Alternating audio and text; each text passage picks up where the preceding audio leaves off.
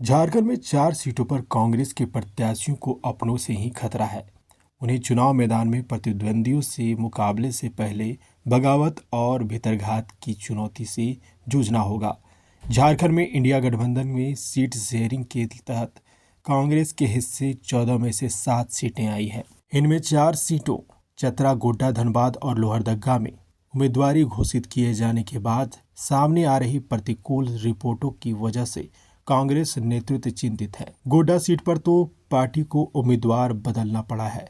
खबर है कि चतरा सीट पर भी गठबंधन से बगावत की तेज लहर की वजह से घोषित प्रत्याशी का नाम वापस लेकर उनकी जगह दूसरा चेहरा देने पर गंभीरता से विचार चल रहा है। 21 अप्रैल को रांची में इंडिया गठबंधन की ज्वाइंट रैली के दौरान चतरा के कांग्रेस के प्रत्याशी के त्रिपाठी के समर्थकों और विरोधियों के बीच जमकर मारपीट हो गई थी। इनमें दोनों पक्षों से कई लोग घायल हो गए थे और रैली में कुछ वक्त के लिए अफरा तफरी मच गई थी।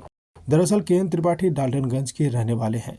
उन्हें चतरा सीट पर उम्मीदवार बनाए जाने से कांग्रेस कार्यकर्ताओं का एक समूह तो नाराज है ही, गठबंधन की दूसरी पार्टी राजद के नेता कार्यकर्ता खुलेआम बगावत पर उतर आए हैं और चतरा के स्थानीय नेता को उम्मीदवार बनाने की मांग कर रहे हैं। इस सीट पर राजद की भी प्रबल दावेदारी थी, लेकिन कांग्रेस ने यहां अपना उम्मीदवार उतार दिया। गोड्डा सीट पर कांग्रेस ने पहले महागामा की विधायक दीपिका पांडे सिंह को प्रत्याशी बनाया था।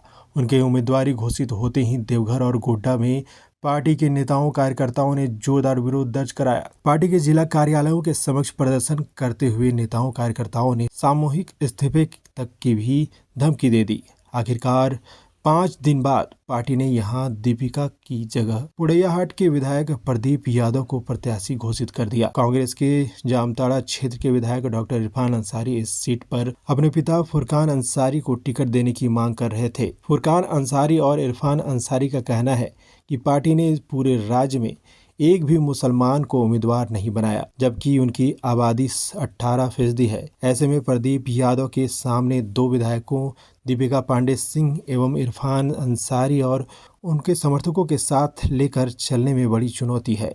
हालांकि प्रदीप यादव दावा कर रहे हैं कि उन्हें पार्टी के सभी विधायकों और नेताओं का समर्थन हासिल है। धनबाद सीट पर कांग्रेस ने दिग्गजों की दावेदारी को दरकिनार कर न्यूकमर अनुपमा सिंह को टिकट थमाया है। उनका इस चुनाव के पहले सक्रिय राजनीति से वास्ता नहीं रहा।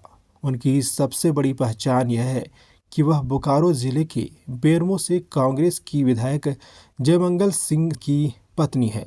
बोकारो और धनबाद में पार्टी के नेताओं कार्यकर्ताओं का एक समूह उनकी उम्मीदवारी का विरोध कर रहा है। कुछ लोगों ने सोमवार की शाम अनुपमा की उम्मीदवारी पर विरोध जताते हुए पार्टी नेताओं के पुतले फूंके। इस सीट पर पूर्व सांसद ददई दुबे की भी दावेदारी थी। उन्हें टिकट नहीं मिला तो अब वे इस सीट पर भाजपा के प्रत्याशी ढुल्लू महतो को आशीर्वाद दे रहे हैं। इससे संबंधित तस्वीर भी सोशल मीडिया पर खूब शेयर हो रही है।